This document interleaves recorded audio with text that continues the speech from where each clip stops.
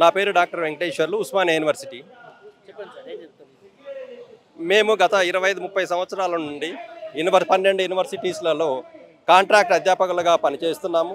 మాకు అన్ని ఉన్నతమైన క్వాలిఫికేషన్స్ ఉండటం కూడా జరిగింది. ప్రతి ఒక్కరికి పిహెచ్డీలు ఉన్నాయి, పీడిఎఫ్లు ఉన్నాయి, దానికి సంబంధించిన అన్ని పబ్లికేషన్స్ ఉన్నాయి. అయినా కానీ మేము ఇక్కడ సెకండ్ గ్రేడ్ టీచర్స్గా పనిచేస్తున్నాము.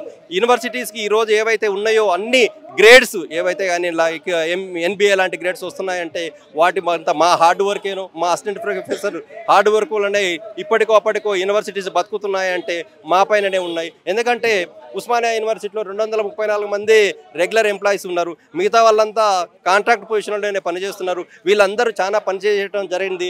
ఆ వల్లనే రకరకాల గ్రేడ్స్ రావడం జరిగింది. ఎందుకు అంటే ఈ ప్రభుత్వం మీరు ఎదుర్కొంటున్న సమస్యలు ఎందుకు పట్టించుకోవాలి? ఈ ప్రభుత్వాల కంటే వాళ్ళంతా ఈ గ్లోబలైజేషన్లో కాంట్రాక్ట్ వ్యవస్థను వీళ్ళు డెవలప్ చేస్తున్నారు కాబట్టి అదే క్రమంలో ఉన్నత విద్యను ప్రభుత్వాలు నిర్లక్ష్యం చేస్తూ ఉన్నాయి.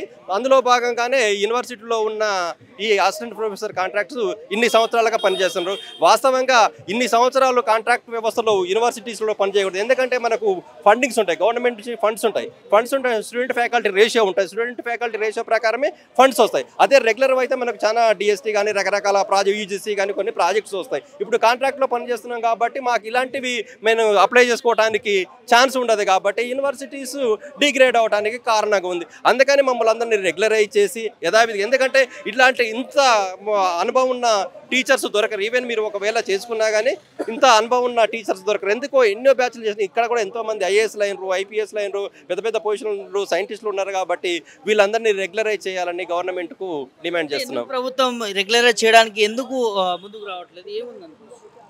ఏముంది అనుకోవడానికి ఏం లేదు, కానీ వాళ్ళు యూనివర్సిటీస్ల పైన చిన్న చూపు చూస్తున్నారు.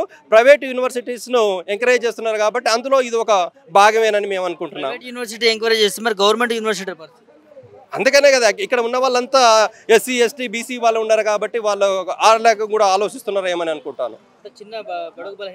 బడుగు బలహీన వర్గాల వాళ్ళు పనిచేస్తున్నారు. అలాంటి వాళ్ళు కోసరానికేనని మరి ఒకప్పుడు ఉస్మానియా యూనివర్సిటీ అంటే ఎక్కడో ఉండేది. అలాంటి యూనివర్సిటీని చేయడానికి 108 సంవత్సరాలు ఉస్మానియా యూనివర్సిటీని డిగ్రేడ్ చేయడానికి ఇవన్నీ ఒక కారణాలు కావచ్చు. ఇక్కడ అన్ని ఉద్యమాలు చేస్తున్నారు, వీళ్ళు చదవట్లేదు, వీళ్ళు రకరకాలుగా ఉంటున్నారని వాళ్ళకి ఏమైనా ఇడెన్ ఎజెండా ఉందో ఏమని అనుకుంటున్నాం. ధర్నాలు చేయటం అనేది మాత్రం చాలా దారుణం.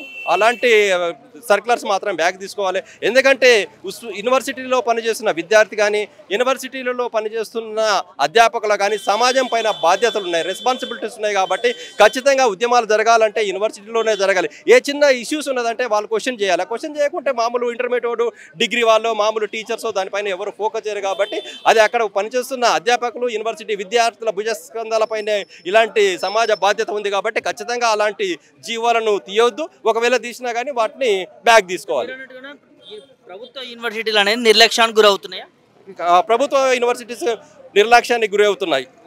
కాంట్రాక్ట్ ఉద్యోగులు కావచ్చు, వీటికి సంబంధించి కావచ్చు, చాలా అన్నిట్లలో చిన్న చూపే చూడటం జరుగుతుంది. అక్కడ ఉన్న వాళ్ళు టీచింగ్ ఉన్నారు, నాన్ టీచింగ్ కూడా చాలా మంది వేల మంది పని చేస్తున్నారు. వాళ్ళకు కూడా చాలా జీతాలతోటి 15 నుంచి 20 వేల జీతాలతోటి కుటుంబాన్ని నడిపించుకొస్తున్నారంటే మీరు అర్థం చేసుకోవచ్చు ఎంత చిన్న చూపు అనుకునేది. అదే బయట పని చేస్తున్న వాళ్ళకు వేల చూస్తే మనకు ఓన్లీ 30,000 వాళ్ళకి ఏమొస్తుంది ఈ రోజులలో? ఏం చెప్తారు సార్? మరి గతంలో మీకు హామీ ఇచ్చారు, మేనిఫెస్టో కూడా పెట్టారు, ఇప్పుడేమో అధికారంలోకి వాళ్ళే ఉన్నారు. ఇంటర్మీడియట్ కాలేజ్ లెక్చరర్స్ను రెగ్యులరైజ్ చేసిన ఒక యూనివర్సిటీ వాళ్ళని చేయలేదు. గతంలో ఉన్న ప్రతిపక్షంలో ఉన్న శ్రీధర్ బాబు కానీ బట్టి విక్రమార్క కానీ వాళ్ళు కూడా అసెంబ్లీలో ప్రస్తావించారు, కానీ వాళ్ళు కూడా చేసిన ఇప్పుడే వాళ్ళే అధికారంలోకి వచ్చారు. కాబట్టి ఖచ్చితంగా మమ్మల్ని అందరినీ రెగ్యులరైజ్ చేయాలి. ఎందుకంటే పాలిటెక్నిక్ కాలేజ్కి ఏవైతే రూల్స్ అప్లికల్ అవుతాయో యూనివర్సిటీలో పనిచేస్తున్న వాళ్ళకి కూడా సేమ్ అదే ఉంటుంది. ఎందుకంటే మాకు యూజీసీ ఉంది, ఏఐసిటీ ఉంది, సేమ్ రూల్స్ అక్కడ కూడా పాలిటెక్నిక్ వాళ్ళకి అప్లై అవుతాయి. కాబట్టి ఖచ్చితంగా యూనివర్సిటీ వాళ్ళని చేయడానికి పెద్ద అభ్యంతరాలు ఉండవు. ఎందుకంటే యూనివర్సిటీలో ఎగ్జిక్యూటివ్ కౌన్సిల్ ఉంటుంది. ఇప్పుడు మళ్ళీ వీళ్ళందరినీ రెగ్యులరైజ్ చేసుకొని ఎగ్జిక్యూటివ్ కౌన్సిల్ పెట్టి డైరెక్ట్గా అక్కడ మనకు గవర్నమెంట్కి పెట్టుకోవచ్చు. లేదంటే ఇక్కడ మేము ఎవరైతే పనిచేస్తున్నామో వీళ్ళందరినీ సూపర్ న్యూమరీ పోస్టులు క్రియేట్ చేసి ఒకవేళ మా సర్వీస్ అయిపోతే ఇమీడియట్గా మా పోస్ట్ కూడా టర్మినేట్ అయ్యడానికి కూడా ప్రభుత్వాలు ఈ రకంగానే చొరవ చేసుకొని మమ్మల్ని అందరినీ రెగ్యులరైజ్ చేయాలని గౌరవ ముఖ్యమంత్రి గారికి కోరుకుంటున్నాము.